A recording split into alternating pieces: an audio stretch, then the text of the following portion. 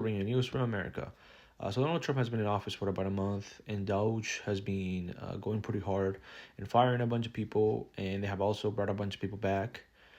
Some of the agencies that they have destroyed is the Consumer Financial Bureau. That has not come back in any form. DOGE is not really an agency, but Donald Trump has, letting it has given it teeth. Congress hasn't really said anything.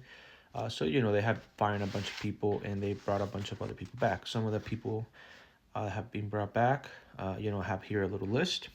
So the United States Department of Energy, a bunch of people were fired. A bunch of them were brought back. Not all of them, but most.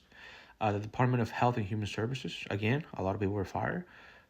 Most of them were brought back. The USDA, there's a bird flu epidemic in the chicken community.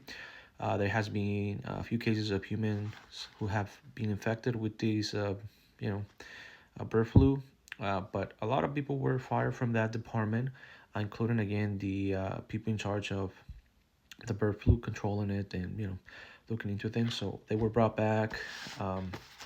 The Indian Health Services were brought back. They were essentially kicked out, of being fired, dismantled. But RFK Jr. actually saved it.